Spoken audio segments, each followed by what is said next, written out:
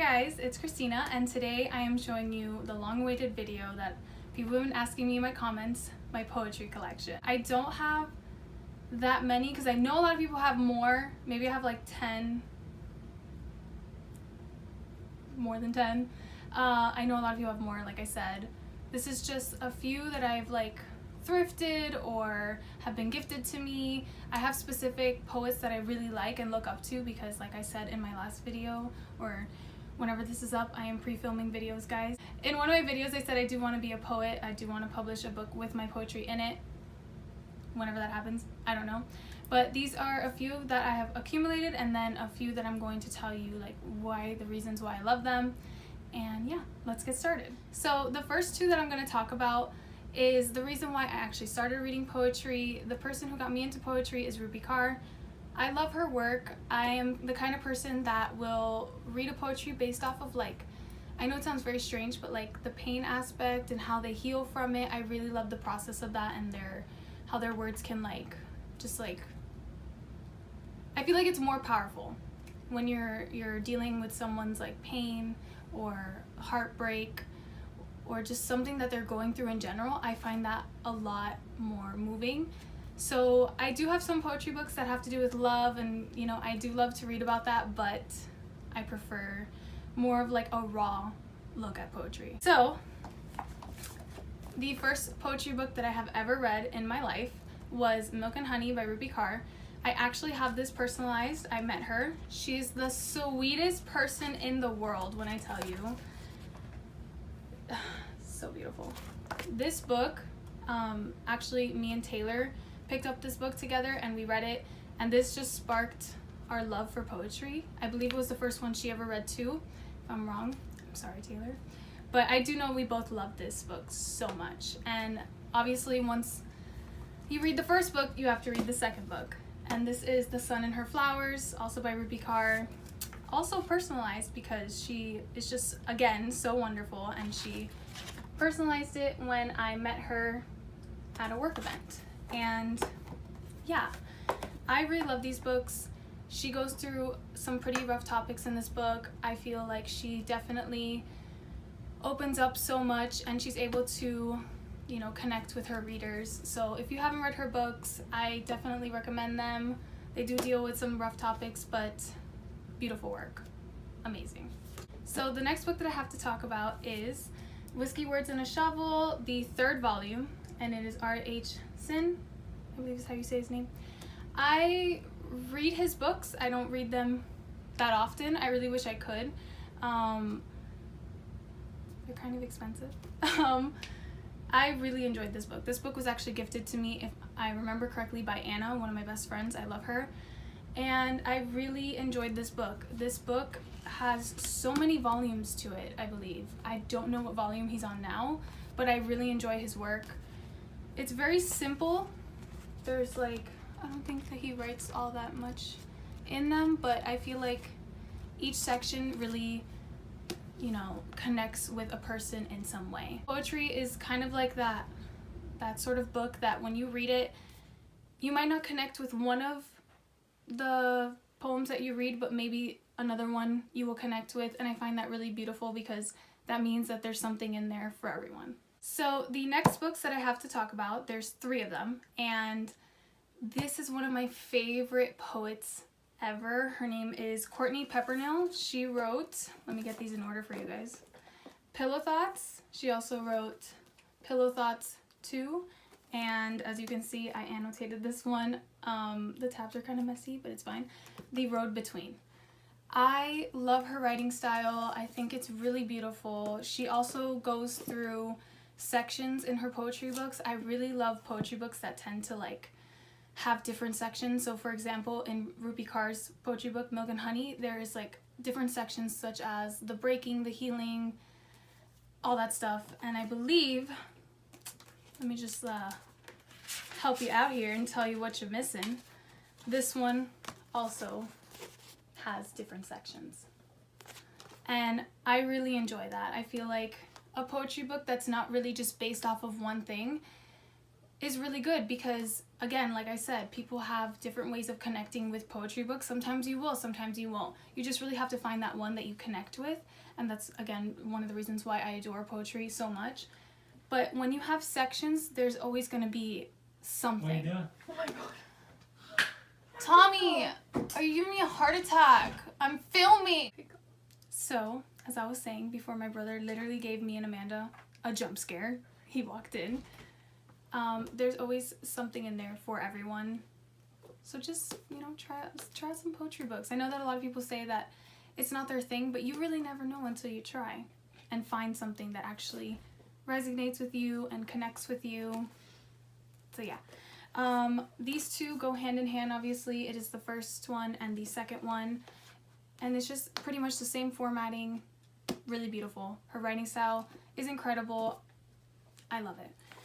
This one, obviously, same writing style, and deals with different like topics, but I there's nothing really that I can say. I can just tell you that, because I don't think you can actually summarize a poetry book. You can just say that, like, you know, it's gonna resonate with you or it's not. You can find the one that actually does.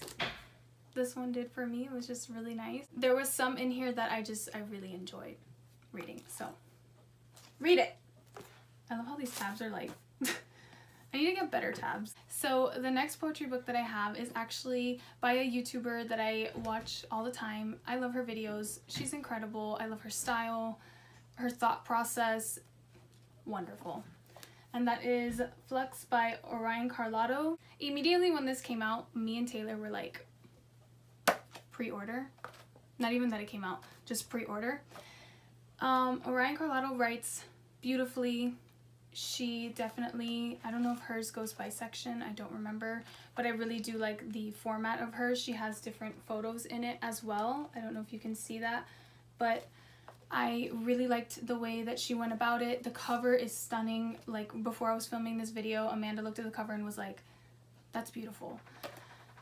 She just has a unique style and a voice to be heard, and I feel like you guys should really read her work because it is beautiful. So the next one is an author that I actually don't read that much, but it's Born to Love and Cursed to Feel by Samantha King.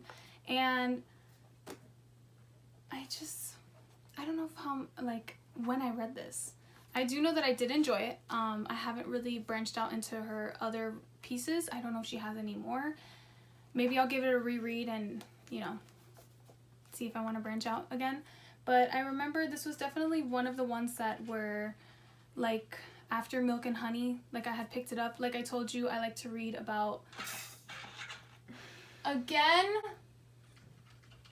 I like to read poetry books about, like, sort of, like, a journey and, like, going through, like, pain and, like, suffering and then getting to the good point of your life, or even just accepting that you're at a point in time that you know it's going to be okay and you are using this to build off of your strength, kind of thing. I really like that, and I feel like this was one that definitely was sort of like a journey feel. I'm gonna have to give it another reread, but yeah, I can't really tell you all that much about this one because I don't really remember all too much reading it, but I do remember that I did enjoy it. I'll let you know when I reread it. My director is phenomenal. I love her. Just throwing it in there because she's gonna leave this in the video. Amanda, I love you. Now. The next book on my list is Lullabies by Lang Leave. I adored this book. I remember that I had actually got into her writing because of the next series that I'm going to talk about. It's not a series, it's a just poetry series. But her writing style, I love it. I actually do have the, I believe, first novel that she wrote, Sad Girls. It's up there, but it's not a poetry book. It's fictional writing. But her poetry is beyond beautiful. Tally how many times I say beautiful in this video, but I really love her art style. I believe, it does have little pictures in it. I don't think that many of them, but I really love the way that she goes about her writing, and I can't say that much because I'm going to talk a lot more about her with the next books that I'm going to bring up, but just know that they tie in together. So here we are. The last, I think, 4 books of my poetry. I didn't even count how many I have, but that's fine. The next series of poetry books that I have is actually by Michael Faudet.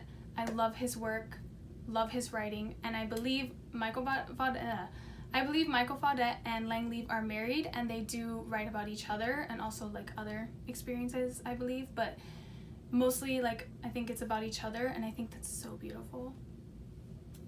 I love that. Like I said, I don't read a lot of books about love, but I do like the way that they express it in these books.